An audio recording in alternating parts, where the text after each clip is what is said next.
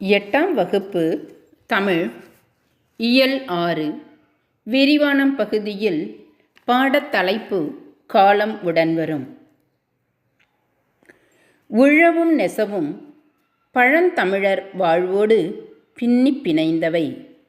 உழவு மக்களின் பசியை போக்குகிறது, நெசவு மக்களின் மானம் காக்கிறது. நெசவு தொழிலாளர்கள் இரவு பகல் என்ற பேதமின்றி உழைக்கக்கூடியவர்கள். அவ்வாறு அவர்கள் வியர்வை சிந்தி உழைத்தவையே நாம் அணியும் வண்ண உடைகள். நெசவு தொழிலாளரின் வாழ்வை விளக்கும் கதை ஒன்றை அறிவோம், வாருங்கள். நாளை மறுநாளுக்குள் லாரி பிடித்து சரக்கை ஏற்றி தூத்துக்குடி துறைமுகத்தில் சேர்க்க வேண்டிய நிர்பந்தம். அனந்திகா நிறுவனத்துக்கு இன்னும் மிச்சம் மீதிகளாக வரவேண்டிய துணிகள் தறிகளில் இருந்தன. இவற்றை சேகரிக்க பள்ளிப்பாளையம், மொங்கநல்லாம்பாளையம், வெள்ளக்கோயில் இப்படி பல இடங்களுக்கு நேரில் ஆட்கள் சென்றனர். ஆட்கள் அவசியமில்லை எனும் இடத்துக்கு தொலைபேசி அழைப்புகள். வெள்ளக்கோயில் தினேஷ் டெக்ஸில் தொலைபேசி மணி ஒலிக்கிறது. சுப்பிரமணி ஃபோனை எடுத்தான். அனந்திகாவிலிருந்து பேசுகிறோமுங்க. நாளைக்கு சாயங்காலத்துக்குள்ளே லாரியில் ஏற்றணும், சீக்கிரமாக முடிங்க. உங்களுக்கு சொல்ல வேண்டியதில்லை. இங்கே பாவு பிணைக்க கூட ஆள் இல்லைங்க. ஏனுங்க, நம்ம சிரமம் தெரியாதவராட்டம் புதுசாக பேசுகிறீங்க. எப்படியாச்சும் ஓட்டி வச்சுருங்க. நாளைக்கு 2 மணிக்கு நம்ம டெம்போ உங்கள் பட்டறையில் நிற்கும். ஏற்றி அனுப்ப வேண்டியது உங்கள் பொறுப்பு. தொலைபேசி தொடர்பு துண்டிக்கப்பட்டது. கூடவே உற்சாக நரம்புகளும் துண்டித்தாற் போலிருந்தது சுப்பிரமணிக்கு. நேரம் இப்போது இரவு 11. பாவு பிணைக்க ரங்கன் இருந்தால் பரவாயில்லை. முந்தா நாள் மனைவியோடு மாமனார் ஊருக்கு போய்விட்டான். இப்போது என்ன செய்வது? உள்ளே 4 தறிகள் ஓடிக்கொண்டிருந்தன. மாணிக்கம் ஓட்டுகிற தறியில் சற்று நேரத்தில் பாவு தீர்ந்துவிடும். மிச்சம் கொஞ்ச நூல் வைத்து அடுத்த பாவை பிணைத்து விட்டால் நாளைக்குள் ஓடி அடைந்துவிடும். பாவு பிணைக்க ஆள் வேண்டும் இப்போது. நண்பன் ரகுவின் குமரன் டெக்ஸில் யாராவது இருப்பார்கள். இம்மாதிரி அவசர காலத்துக்கு ஆபத் பாந்தவன் ரகுநாதன். பாவு பிணைக்க 2 ஆளாக கிடைத்தால் வேலை விரைவில் முடியும். அதைவிட ஆள் தேடி 5-8 கிலோமீட்டர் போகவும் வேண்டி வரலாம். வெளியே குளிர் வேறு தாக்கி கொண்டிருக்கிறது. கார் தான் நல்லது. காரில் போகையில் அவனுக்கு பாட்டு கேட்கக்கூட தோணவில்லை. தேவைகளின் அவசர பதற்றம் கடல் தாண்டி இங்கு வரை தாக்கி கொண்டிருக்கிறது. தறியின் வாசலிலேயே நின்று கொண்டிருந்த ரகுவை பார்த்து காரில் இருந்து இறங்கிக் கொண்டே, நீயும் வீட்டுக்கு போகலையா என்றான். ரகு விரக்தியை வென்ற புன்னகையோடு, எங்கே போகிறது? கடவுள் நம்மளை தூங்கிறதுக்கா படைச்சிருக்கான். என்ன சொல்லியா இப்போ வந்த? நீ ஒன்றும் சும்மா வரமாட்டியே. பாவு பிணைக்க ஆள் வேணும். உடனடியாக யாராவது அனுப்பு. இங்கே யாரும் இருக்காங்களா? இங்கே ஒருத்தரும் இல்லையே. சுப்பிரமணியின் முகம் சோர்ந்து விழுவதை பார்த்துவிட்டு ரகு, உனக்கு மாயழகு தெரியுமா? இங்கே தறி ஓட்டுறாள் என்று கேட்டான். ஆமாம், தெக்கத்திக்காரன். அந்த ஆளும் சம்சாரமும் வீட்டில் தான் இருப்பாங்க. நான் சொன்னேன்னு சொல்லி கூட்டிகிட்டு போ. சம்பளம் சேர்த்து போட்டு கொடுத்துரு. திடுதிப்புன்னு இப்போ நடுராத்திரியில் போய், பேய்களும் கூட தூங்கும் இந்த நடுராத்திரியில் போய் புதிய ஒரு பெண்ணை வேலைக்கென கூப்பிடுவதை குறித்து சுப்பிரமணி தயங்கினான். உனக்கு பாவு ஓடணுமா வேண்டாமா? அவங்க வந்தாலும் நீ விடமாட்டே போலிருக்கே, ரகு முறைத்தான். இப்போ இங்கே வேலை இல்லைன்னா நானே வந்துடுவேன். மாயழகு கிட்ட ரகு சொன்னார்னு சொல்லு, அனுப்பி வைப்பாப்படி. மாயழகுவின் வீட்டை கண்டுபிடித்து சுப்பிரமணி கதவை தட்டினான். மாயழகுதான் கதவு திறந்தான். கண்களை இடுக்கி பார்த்துவிட்டு பின் புன்னகைத்தான். பாவு பிணைக்கணும்ப்பா, ரொம்ப அவசரம். எங்கள் பற்ற ஆள் ஊருக்கு போயிட்டான், வேற வழியே இல்லை. உங்கள் ஓனரை பார்த்தேன், அவரு தான் சொன்னார். சம்சாரம் பாவு பிணைக்குமாம்ல. அவ்வளவுதானுங்களா? எழுப்புறேன் என்றவாறு அவளை நோக்கி திரும்பினான். ஒச்சம்மா மூச்சுக்காற்றை தவிர உலகில் சகல தொடர்புகளையும் துண்டித்தார் போல தூங்கிக் கொண்டிருந்தாள். அவளது தூக்கத்துக்காக சரக்கு கப்பல்கள் காத்து நிற்பதில்லை. மார்போடு அணைத்து 2.5 வயது குழந்தை தூங்கிக் கொண்டிருந்தது. ஏ ஒச்சு, எந்திரி புள்ள என அவளை எழுப்பினான்.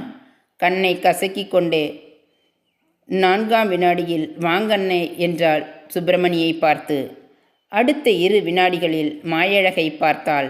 அவளது கண்கள் இவர்கிட்ட ஏதும் கடன் வாங்கியிருக்கியா என்றன.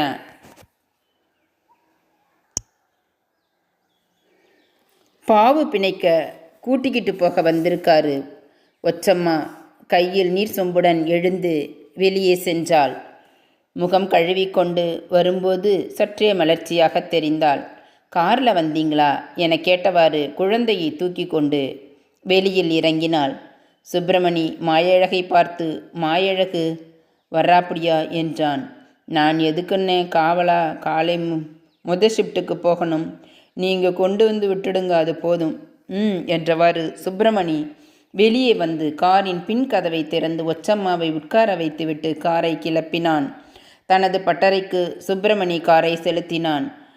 தறி பட்டறைக்குள் நுழைகிற நேரம் 2ஆம் நம்பர் தறி ஓடி முடிந்து 1.5 மீட்டர் நூலை மிச்சம் வைத்திருந்தது. இனி அதே நூலின் பாவை பிணைத்து தொடர்ந்து ஓட்ட வேண்டியதுதான். பாவை பீமிலிருந்து செல்கிற இந்த 4000 நூல்கள் பெரிய இசைக்கருவியின் தந்திகள் போல் உள்ளன. இத்தனை தந்திகளில் இருந்தும் டக் டடக் என ஒற்றை தறி சத்தம்தான். தறிமுகப்பில் ஊடுபாவாக நூல் கோத்து கொண்டு எலி மாதிரி தார்கதிர் ஓடினால் நூல்களுக்கு துணி வடிவம் வந்துவிடும். துணியின் டிசைனை தறிக்கு மேலே வெட்டி வெட்டி நகரும் ஜக் கார்டுகள் தீர்மானிக்கும்.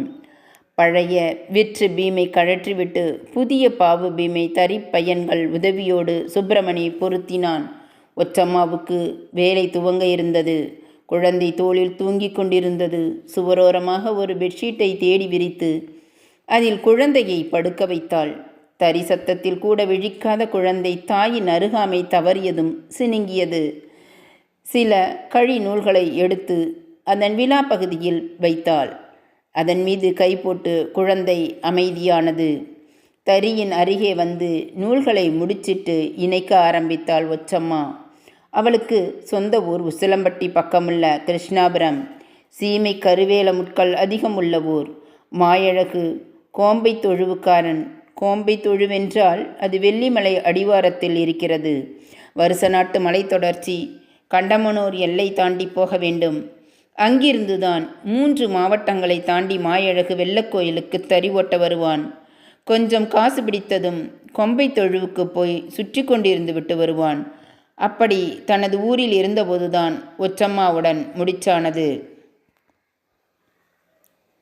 எதிர்கால நலன்களை எடுத்து பேசி வெள்ளக்கோயிலுக்கு குடும்பத்துடன் வரச் செய்தான்.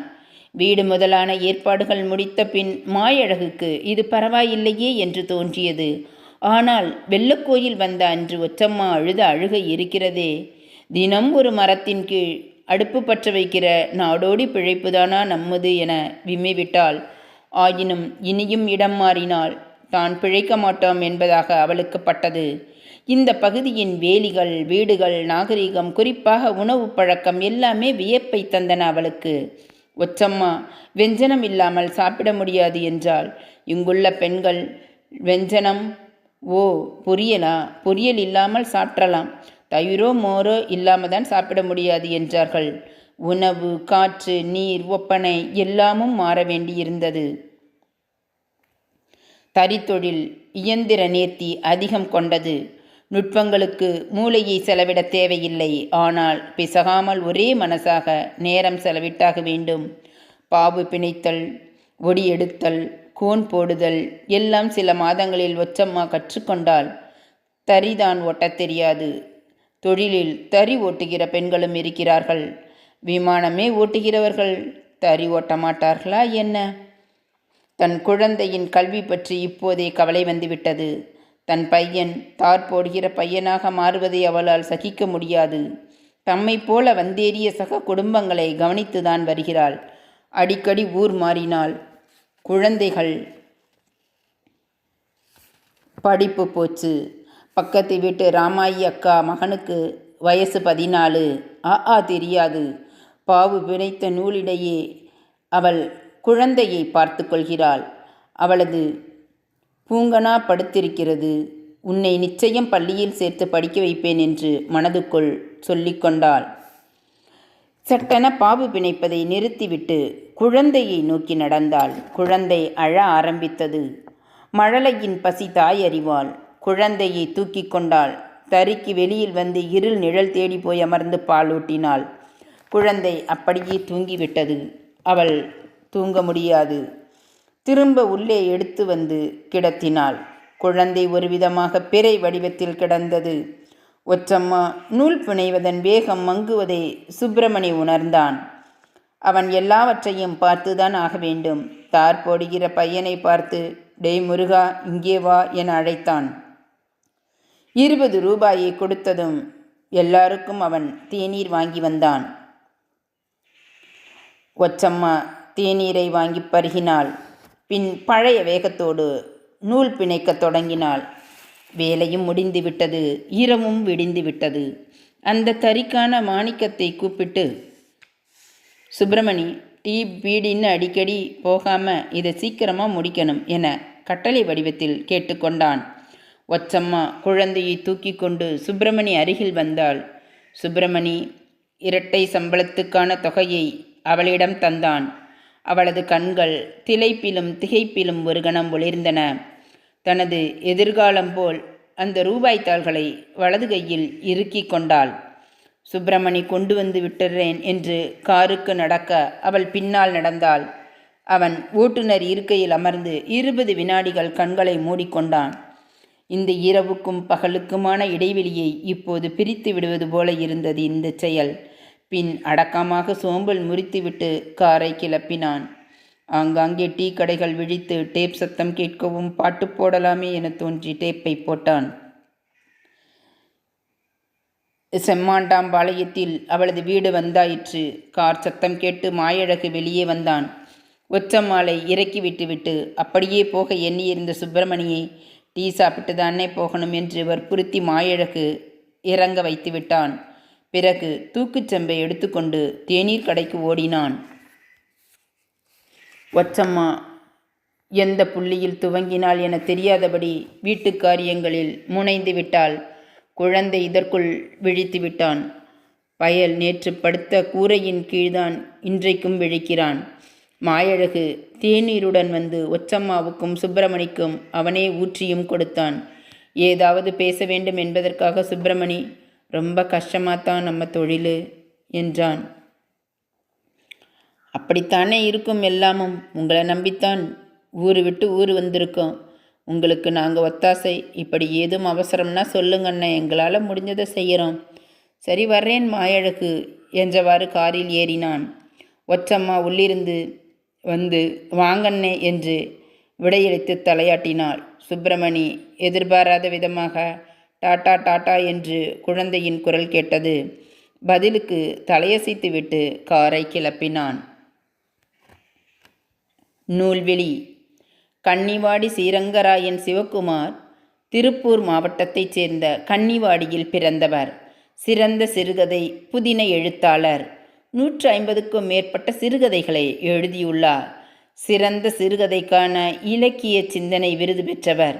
கன்னிவாடி, குணச்சித்திரங்கள், உப்பு கடலை குடிக்கும் பூனை முதலிய நூல்களை எழுதியுள்ளார். அவர் எழுதிய சிறுகதைகளில் ஒன்று இங்கு தரப்பட்டுள்ளது.